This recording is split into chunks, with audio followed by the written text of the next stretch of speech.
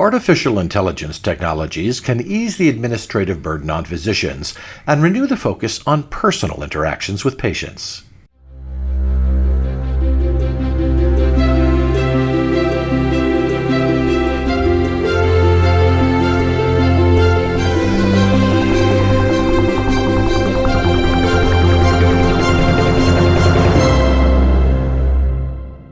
Welcome to Advancing Health, a podcast from the American Hospital Association. I'm Tom Hedderly, senior writer with AHA. In today's podcast, Eric Topol, MD, founder and director of the Scripps Research Translational Institute, and Suzanna Hoppszallern, senior editor, AHA Center for Health Innovation, talk about how artificial intelligence has the potential to transform everything doctors do and free physicians from the tasks that interfere with human connection. Let's join them. Welcome to a podcast brought to you by the American Hospital Association's Center for Health Innovation. I'm Suzanna Hoppszallern, senior editor at AHA and your podcast host.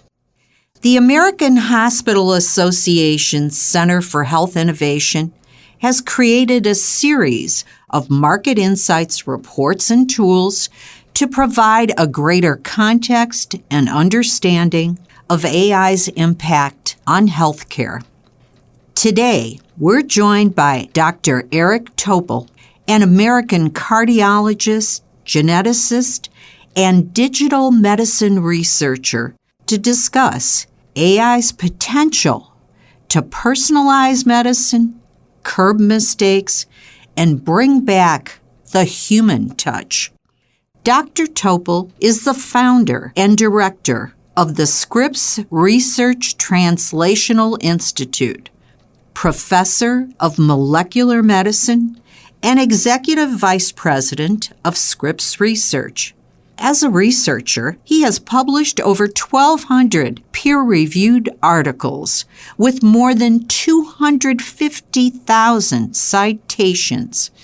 He's been elected to the National Academy of Medicine and is one of the top 10 most cited researchers in medicine. His principal scientific focus has been on the genomic and digital tools to individualize medicine. Welcome, Dr. Topol. Oh, you bet. Your new book, Deep Medicine: How Artificial Intelligence Can Make Healthcare Human Again, came out in March. What's the premise of the book? If you could briefly describe that. Right. Well, what I'm referring to by deep medicine is to get us back to the state in which care and the human bond was central in medicine. It is essential, but we've lost our way, and AI could help us get it back. Now, why did you write the book? What was the trigger for you to put pen to paper? The key there is that we are accumulating massive amounts of data per individual, and it's just going to keep growing. And so there are all these different layers, from sensors, from the traditional electronic record, from a genome, and on and on.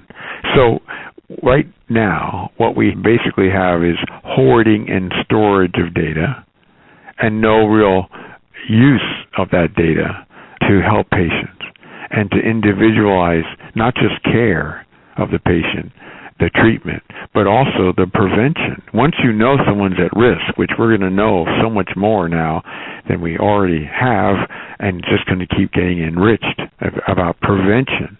That's the dream that we could fulfill, but it requires taking all of one's data and updating it and aligning it with all the medical literature up to the moment. So we're going to see a different level of accuracy, precision than ever before to realize this dream of prevention or better management of conditions that already exist. But this all requires embracing and validating AI rather than questioning that it could be useful, because there's a real symbiosis of what machines can do that's so complementary and different from what humans, clinicians, can do. Now, many clinicians would argue that technology has taken them away from patients or moved them further from patients. How does AI, which is another technology, reverse that situation? Well, I would agree with the diagnosis that up until now, technology has largely been an abject failure because that's referring to electronic health records, the common enemy of patients and clinicians. We can get rid of them, period, by using natural language processing. And already that's getting implemented in many parts around the world. So in the future, there won't be keyboards, and we can reboot how we do an encounter where it's a true listening to a patient and presence. And that's all part of this relationship of the patient and doctor rebuilding. So this is what I think is so exciting is it's not the type of technology that we've suffered through. It's a whole different way of restoring the humanity, the human bond. That's what's really different here. What specifically does AI do to make that happen that's different from other technologies? Right. Well, the one example I gave with elimination of keyboards, which you've already seen starting to take hold, that's really quite exciting, both for patients feeling that they're being listened to and getting the proper attention and developing trust.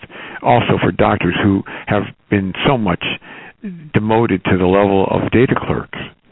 And this is part of the morale busting with burnout and depression and even suicide. So what we can see elsewhere is more charge to patients, more data assimilation by algorithms, so that clinicians don't have to spend lots of time trying to get their arms around the data for the patient that they're about to see or that they have just seen. No less, ultimately, keeping up with medical literature. There's so many things that the gift of time that AI can provide to make life better for both doctors and patients. Now, how far away do you think we are from this vision being realized? Are we 5 years, 10 years away? Well, part of that is under our own control. If we continue to doubt that this is going to be pivotal force for improving medicine, it could take many decades. I do think it's inevitable. We already are seeing in other parts of the world where it's getting implemented. We are seeing in the U.S., particularly in radiology, with well over 20 different company algorithms that are cleared or approved, and we're starting to see it on the patient level as well. So I believe it's inevitable, but we can accelerate this if we are open-minded, if we push on getting things validated so that there's a high comfort level that this is working well, and that we take advantage of the productivity, the efficiency, the accuracy, the speed, the lowered cost, and most important, the restoration of the relationship between patients and their clinicians. Thanks for listening, and thanks to Dr. Topol for sharing his insights on how artificial intelligence has the potential to transform everything doctors do, from note-taking and medical scans to diagnosis and treatment. By freeing physicians from the tasks that interfere with human connection, AI will create space for the real healing that takes place between a doctor who can listen and a patient who needs to be heard. I'm Suzanna Hoppszallern. This podcast has been brought to you by the American Hospital Association's Center for Health Innovation.